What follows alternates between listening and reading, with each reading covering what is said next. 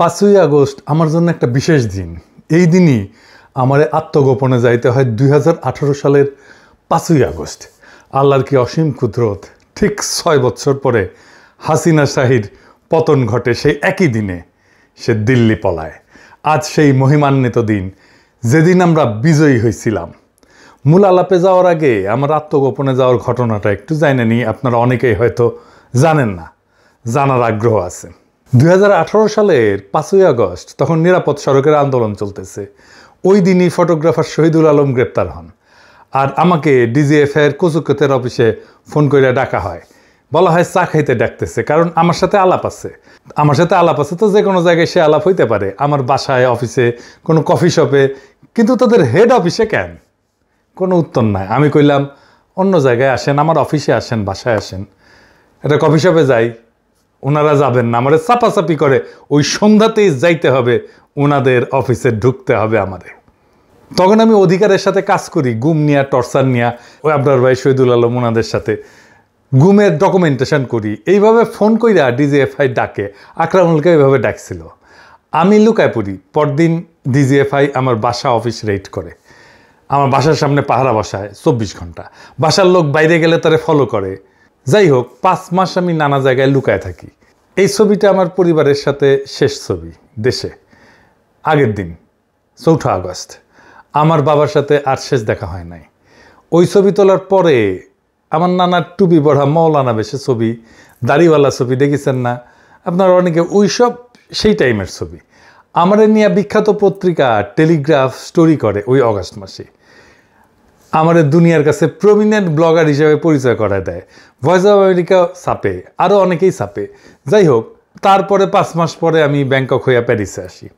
এই আলাপ আর দীর্ঘ করি না। আমি সেই কষ্টের যন্ত্রণার ইতিহাস আপনাদের বলতে চাই না, কিন্তু আমি ভয়াবহ সময় পার করছি। সব কিছু শেষ হয়ে গেছে। আমার বাংলাদেশের সমস্ত ক্যারিয়ার ডুম হয়ে গেছে। বাংলাদেশে একটা ব্যবসা ছিল, খুব ভালো ব্যবসা ছিল, সেটা ধ্বংস হয়ে গেছে। এইখানে চলতে পারি না, অনিশ্চিত ভবিষ্যৎ। কি করব, কোথায় থাকবো, এ বয়সে চাকরি খুঁজে পাবো কিনা জানি না। একের পর এক চাকরির দরখাস্ত করি, ডাকে না।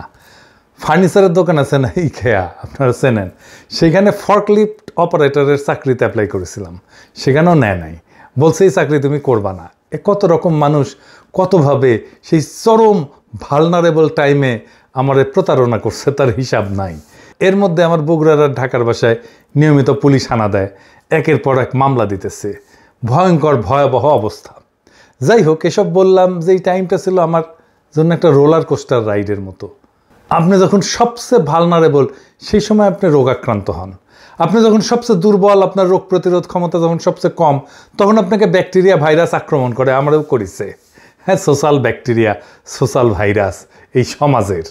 তবে আমার ওই সব টাইম পার না হইলে আমি কখনোই ভবিষ্যতের জন্য তৈরি হইতে পারতাম না, আজকের জায়গায় আসতে পারতাম না, এটাও ঠিক। যাই হোক, আমার এই জার্নিতে আমি কি শিখলাম, আর কিভাবে হাসিনা উৎখাতে ভূমিকা রাখলাম, কেন রাখলাম, কোন তরিকায় রাখলাম, সেইটা এবার একটু আলাপ করি। আমার এই জার্নিতে সবচেয়ে বেশি যে উপকার হয়েছে তা হইতেছে, আমি তো নাস্তিক ছিলাম, একদম পার নাস্তিক। সেইখান থেকে আমি বিশ্বাসীতে পরিণত হয়েছি। আমি সৃষ্টিকর্তার দিব্য উপস্থিতি আমার মধ্যে টের পাই। এটা কত বড় উপহার মানুষ হিসাবে, তা অবিশ্বাসীরা কখনো বুঝবে না। আমার মনে কোনো মৃত্যু ভয় নাই, আমার কোনো কিছু পাওয়ার আকাঙ্ক্ষাও নাই সৃষ্টিকর্তার সন্তুষ্টি ছাড়া। আর আমি জানি, আমি যদি মানুষের, মানব সত্তার, দেশের সামান্যতম উপকার করতে পারি, এই দুনিয়ায় সৃষ্টিকর্তা আমাকে রক্ষা করবেন। কথাটা সত্য। আমাকে মাটিতে হুতায় ফেলার চেষ্টা করছে একজন না, একাধিক মানুষ। কতজন?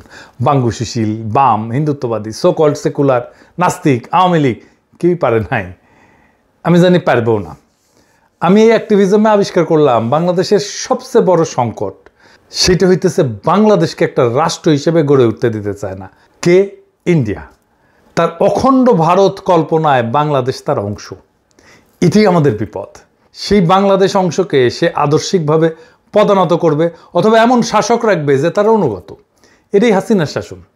আর সেই শাসন একটা ফ্যাসিস্ট শাসন হয়ে উঠবে, কারণ সেটা সংখ্যালঘুর শাসন। সে হাসিনার শাসন টিকে থাকার প্রধান এবং প্রথম শক্তি তার সো কল্ড লিবারাল সেকুলার প্রগতিশীল শক্তি, যেটা তাকে ঘিরে রাখে। এই লিবারাল সেকুলার শক্তি ঘুরে ফিরা ভারতের বয়ানি ফেরি করবে। এই শক্তিটা ভয়ানক, কারণ তারা সংখ্যায় দুর্বল। এটি ঠিক রুয়ান্ডার মতো। সেটা কীরকম? রুয়ান্ডার দুই জাতি ছিল, হুটু আর তুৎসি। পূর্ব আফ্রিকার দেশ রুয়ান্ডা এবং বুরুন্ডির প্রধান জাতিগোষ্ঠী। হুটুরা সংখ্যাগরিষ্ঠ। রুয়ান্ডার জনসংখ্যার প্রায় 85% ছিল হুটু, আর তুৎসিরা ছিল সংখ্যালঘু, 14 থেকে 15%। এই তুৎসিরা ঐতিহাসিকভাবে গবাদি পশু পালন করত এবং তারা জমিদার শ্রেণী ছিল।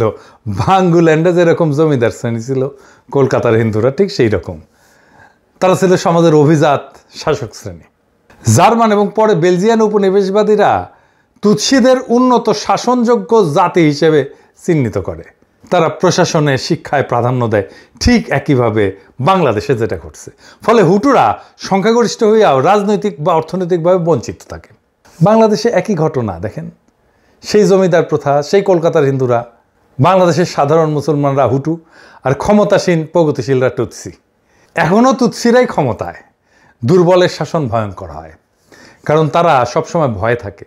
এই মনে হয় জয় বাংলা হয়ে গেলাম। এরা নৃশংস হয়, এরা প্রতিশোধ পরায়ণ হয়। আমি যেহেতু এই সিপিবি ঘরানার লোক, তাই আমি আবিষ্কার করলাম যে এই ঘরানা, এই বাঙ্গুল্যান্ডের এই তুৎসি ঘরানা, এটা দুর্বল। শিক্ষা দীক্ষায় দুর্বল, মেধায় দুর্বল, পেশাগত সাফল্যে দুর্বল। এদের বয়ান চুরমার করে দেওয়া সম্ভব। এদের সাথে কেউ ফাইটে যায় নাই। কেন যায় নাই জানেন? যারা যাইতে পারতো তারা যায় নাই। সে ভয় পায় যে তাকে সাম্প্রদায়িক, মৌলবাদী, হিন্দু বিদ্বেষী এগুলো টেকায় দেয় নাকি।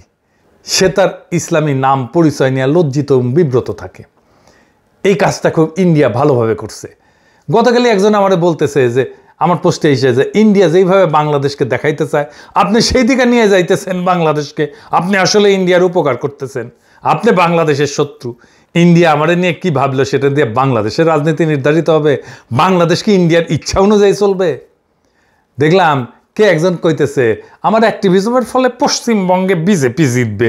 পশ্চিমবঙ্গে বিজেপি জিতবে নাকি সিপিএম জিতবে, সেটা নিশ্চিত করা কি আমাদের দায় নাকি রে, নাকি দায়িত্ব? এইগুলাই ইন্ডিয়ান ফুড সোলজারদের কাজ হয়ে ওঠে বাংলাদেশে। এই বাংলাদেশের লিবারাল সেকুলাররা বাংলাদেশের শত্রু। আসলে বাংলাদেশের রাজনীতিতে অবধারিতভাবে ইসলাম থাকবে, ধর্ম হিসাবে, মূল্যবোধ হিসাবে, ভ্যালুজ হিসাবে, জীবনযাপন পদ্ধতি হিসাবে। সেটাই স্বাভাবিক, সেটাই ন্যাচারাল। ইসলাম তো পশ্চিমের এই গ্রেকো রোমান খ্রিস্টান কালচারের চাইতে প্রোগ্রেসিভ, প্রগতিশীল। সেই ন্যারেটিভে বাংলাদেশের রাজনীতি নির্মাণ করতে হবে, তাহলে এটা টেকসই হবে। তাহলেই বাংলাদেশের স্বাধীনতা, সার্বভৌমত্ব রক্ষা পাবে। একমাত্র তাহলেই আমরা অখণ্ড ভারতের রাষ্ট্র কল্পনা ঠেকায় দিতে পারবো। দেখেন একটা এক্সাম্পল দিই।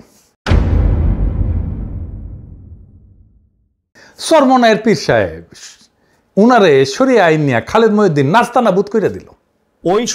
ওই শরিয়া কি এখন অন্য পৃথিবীতে অন্য জায়গায় চালু আছে? এরকম কোনো উদাহরণ কি আমরা দেখবো? মানে আমরা এরকম শরিয়া দেখতে চাই বা এরকম শরিয়া দেখতেছি, ধরেন এই পৃথিবীর অন্য কোনো আমাদের শরিয়া, আমাদের দর্শন, হ্যাঁ আমাদের দর্শন, আমাদের শরিয়া, হ্যাঁ হ্যাঁ আমাদের কোরআন ও হাদিসের মধ্যে দেয়া আছে।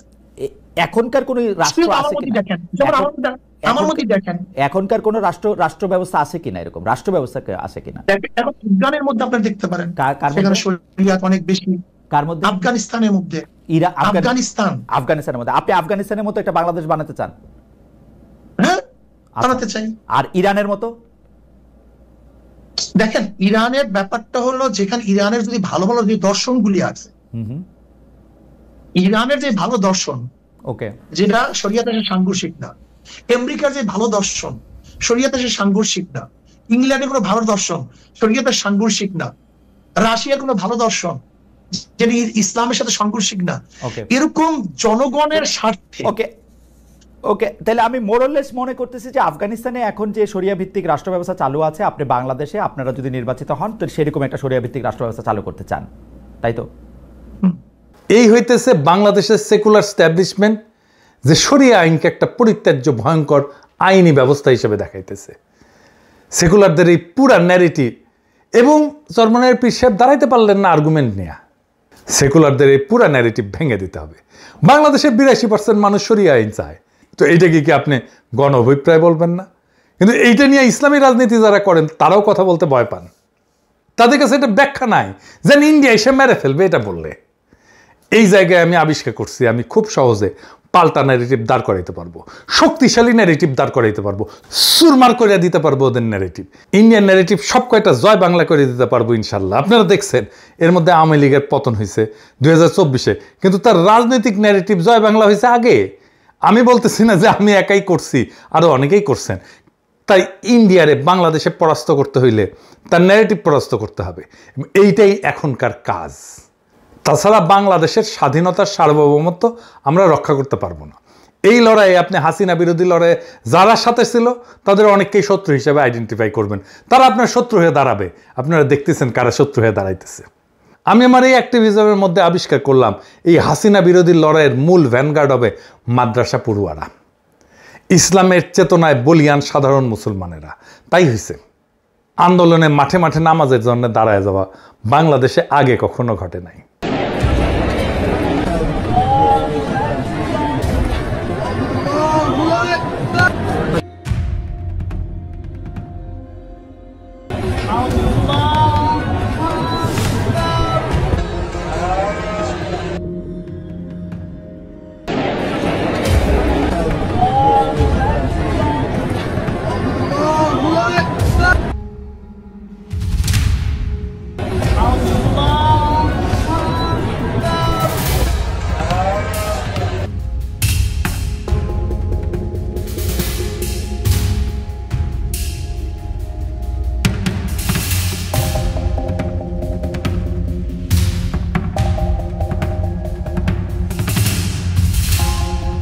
গণভবনের দখল নেওয়ার পরে নামাজে বৈশা অজরে কাঁদছে সবাই। ওরাই ছিল এই বিপ্লবের লড়াকু সামনের সারির সৈনিক, এমনকি সেনাবাহিনীর সৈনিক, বিজেপির সৈনিক, পুলিশের কনস্টেবল, এরাও ছিল এই সাধারণ মুসলমানের সন্তান। সেই জন্য তাদের বন্দুকের নল আমাদের দিক থেকে ঘুরে গেছিল। বাংলাদেশের এই শক্তি সমাবেশের বিষয়টা মাথায় রাখবেন। এই সময়টা আসবে, আমি জানতাম হাসিনা পালাবে, হাসিনার শাসন টিকবে না। আমি অবিশ্রান্তভাবে এই বয়ান ফেরি করছি, হাসিনা পড়বে, খুব শীঘ্রই পড়বে, সেটাও আমি বলে গেছি। আশার আলো জাগায় রাখছি আর আওয়ামী ন্যারেটিভ ভাঙছি একের পর এক। 5ই আগস্ট শুরুর রাতে আপনাদের সবাই মনে আছে দেশের সমস্ত মুক্তিকামী মানুষ আল্লাহমুখী হয়েছিলেন, তাহাজ্জুদ পড়ছেন, যেটা জাতি হিসেবে অভাবনীয় ঐতিহাসিক ঘটনা। এমনকি যারা তেমন ধর্মকর্ম করতেন না তারাও আল্লাহর সাহায্য কামনা করছেন। এইটা মাথায় রেখেন, এটা একটা গুণগত পরিবর্তন ঘটে গেছে। 2024-এর নির্বাচনের পরে সবাই যখন হতাশ হয়ে হাল ছেড়ে দিল, তখন আমি ভারতীয় পণ্য বয়কট আন্দোলন শুরু করলাম। দাবানলের মতো ছড়ায় গেল সেই আন্দোলন সারা দুনিয়ায়। মানুষ একটা কিছু হাতে পাইল আঁকড়ায় ধরার মতো হতাশার মধ্যে। আপনারা দেখছেন কারা কারা সেই সময়ও আমার বিরোধিতা করছে। আপনারা এখনো দেখেন কারা কারা আমার শত্রুতা করে। আমি এদের হেদায়েতের জন্য প্রার্থনা করি। তারা জানে আমাকে থামাইতে না পারলে সমূহ বিপদ। আমাকে বিরক্ত করার চেষ্টা করে, মানসিকভাবে বিপর্যস্ত করার চেষ্টা করে, আমার টাইম নষ্ট করার চেষ্টা করে। তারা জানে পিনাকি আওয়ামী ন্যারেটিভ ভাঙছে সাকসেসফুলি। যদি ইন্ডিয়ান ন্যারেটিভ ভাঙে তাইলে বাংলাদেশ তো হাতছাড়া হয়েছে, অখণ্ড ভারত হান্দায় যাবে। তারা জানে পিনাকি ন্যারেটিভ বানাইতে পারে, শুধু তাই না মানুষকে বুঝাইতেও পারে। এর মধ্যে পিনাকি ভট্টাচার্য বামনের পোলা, বাম রাজনীতি করে আসা, আবার বাংলাদেশি হিন্দু, তারা ইন্ডিয়া কোনোভাবেই ঠেকাইতে পারবে না। তারা জঙ্গি বইলা, তারা ইসলামপন্থী বইলা, তারা মৌলবাদী বইলা খারিজ করিয়া দিতে পারবে না।